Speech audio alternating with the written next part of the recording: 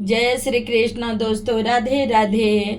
और हम लोग वैशाख महात्म के कथा सुनते हैं, जो कि आप लोग 5वां अध्याय सुन चुके हैं। भगवान भी पूजा से यह देखते हैं कि कितनी श्रद्धा भक्तों में है। भगवान इस मास में प्राणियों की परीक्षा लेते हैं। यहाँ तक आप लोग सुने हैं। तो चलिए आज अब यहाँ से 6ठा अध्याय सुनते हैं।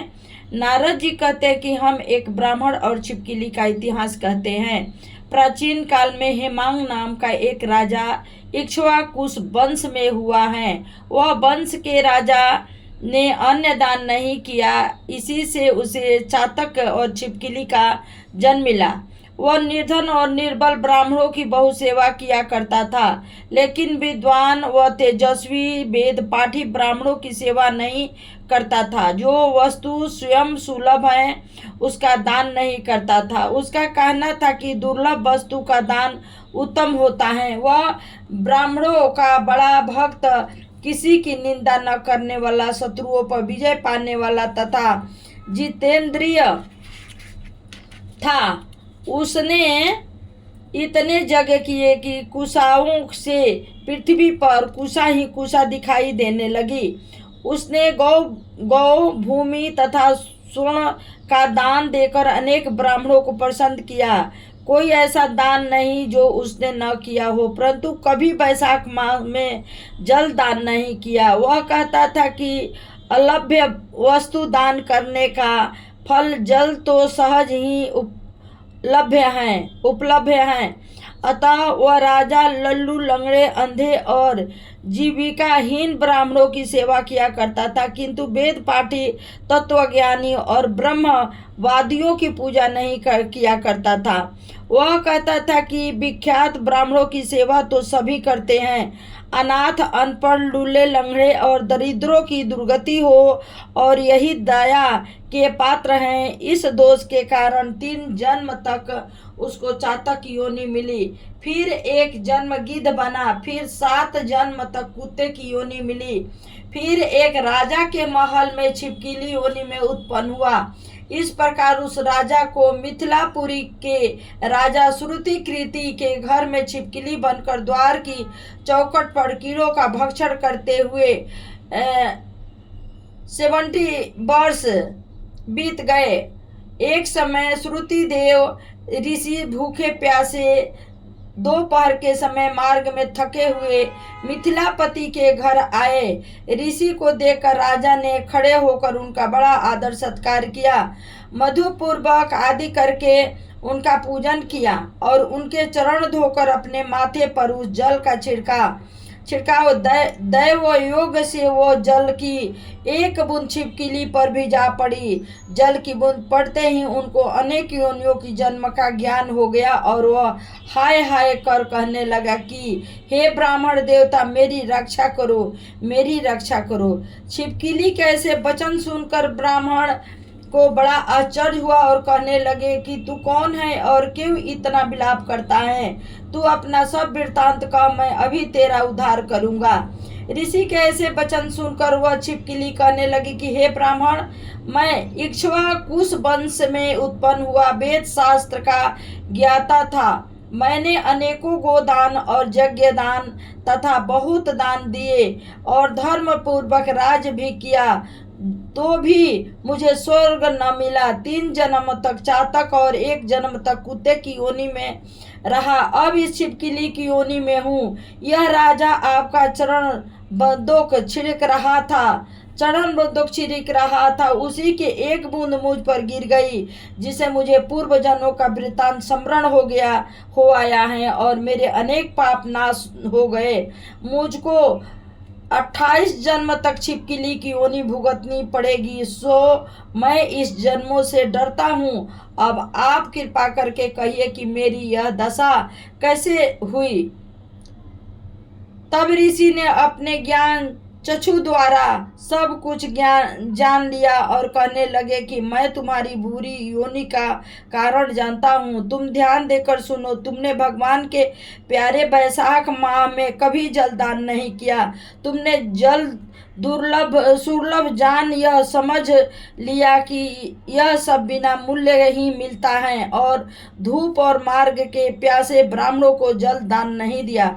महात्माओं की आज्ञा इस लोक और परलोक दोनों में दुखदाई है। सज्जनों की पूजा ही धर्म, अर्थ, काम और मोक्ष देने वाली है। इस प्रकार बहुत से कर्तव्य अकर्तव्य को देखते नहीं। जैसे मंद आदमियों की संगति से कुछ फल नहीं मिलता, वैसे ही तीर्थ और मृत्यु से भी तत्काल कुछ फल नहीं मिलता। परंतु महात्मा के दर्शन मात्र से ही पवित्र कर देते हैं। साधु सेवा से कोई सज्जन दुखी नहीं होता। तुमने न तो जल दान किया, न साधुओं की सेवा की, इसी कारण तेरी यह दुर्गति हुई। अब मैंने जो वैशाख में पुण्य किया है वह तेरे को दूंगा, उसी के फल से तेरी शांति होगी। इसे तेरे भूत भविष्य वर्तमान तीनों कालों के कर्मों के संस्कार दूर हो जाएंगे। यह कह ऋषि ने जल स्पर्श कर एक दिन के वैशाख स्नान का फल उसको दे दिया। जल के छींटे लगते ही वह सब पापों से मुक्त होकर दिव्य रूप हो छिपकली का रूप त्याग नमस्कार कर आज्ञा लेकर स्वर्ग को चला गया, और 10,000 वर्षों तक सुंदर भोगों का भोग कर इक्ष्वा आकू वंश में ही प्रभावशाली काकुत्स्य नाम से उत्पन्न हुआ और 7 द्वीप पृथ्वी का राज्य करने लगा। और यहाँ से आप 7वां अध्याय सुनिए। नारद जी कहने लगे कि हे मिथिलापुरी का राजा, यह अद्भुत चरित्र देखकर ऋषि के आगे हाथ जोड़कर खड़ा हो गया और कहने लगा कि महात्मा, इस धर्म को विस्तार पूर्वक सुनने की मेरी इच्छा है। इससे यह इक्ष्वाकुश वंश का राजा मोक्ष को प्राप्त हुआ। श्रुति देव कहने लगे कि राजन, तुम धन्य हो जो युवा अवस्था में ही तुमको भगवान के प्रिय धर्म के लिए इतना प्रेम है। तुम धर्मों के संचित शुभ कर्मों के बिना प्राणी की बुद्धि भगवान की कथा आदि में नहीं लगती। बिना प्राणी की बुद्धि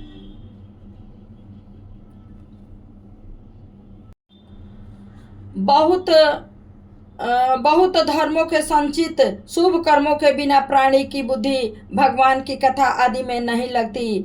इसी अवस्था में इतना बड़ा राज्य पाकर तुम्हारी ऐसी मति को देखकर मैं तुमको श्रेष्ठ वैष्णव मानता हूँ। इसलिए मैं यह श्रेष्ठ वैष्णव धर्म तुमसे कहता हूँ, जिसके श्रवण मात्र से ही प्राणी जन्म मरण के बंधन से छूट जाता है। जैसे प्रत्येक मनुष्य के लिए शौच, स्नान, संध्या, तर्पण आदि नित्य नियम कर्म है, वैसे ही वैशाख माह के भी कुछ कर्म है। वैशाख धर्मों के समान और कोई धर्म नहीं है। जो कोई इन धर्मों को नहीं करता उसको स्वर्ग प्राप्त नहीं होता। जैसे बिन राजा की प्रजा उपद्रव से नष्ट हो जाती हैं, वैसे ही बहुत से धर्म भी नष्ट हो जाते हैं।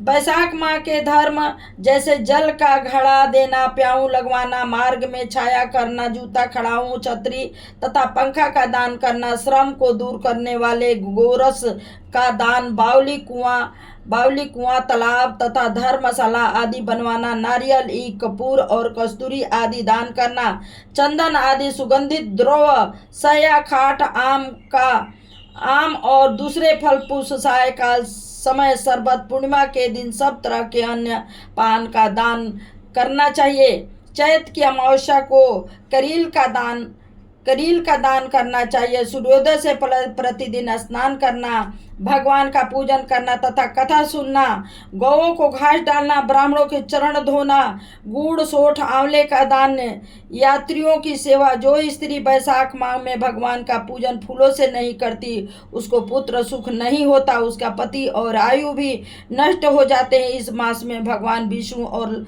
लक्ष्मी दोनों पार्षदों के साथ इस पृथ्वी पर लोगों के घर में जाकर उनकी परीक्षा लेते हैं। जो भी इन दिनों उनका पूजन नहीं करता वो रौद्र आदि नरक में पड़ता है और फिर 5 बार राक्षस योनि मिलता है। इसलिए इस मास में अन्न और जल से भूखे प्यासे प्राणियों की रक्षा करे और उनको दान दे। जय श्री कृष्ण, राधे राधे, जय श्री कृष्ण, राधे राधे, श्री कृष्ण गोविंद।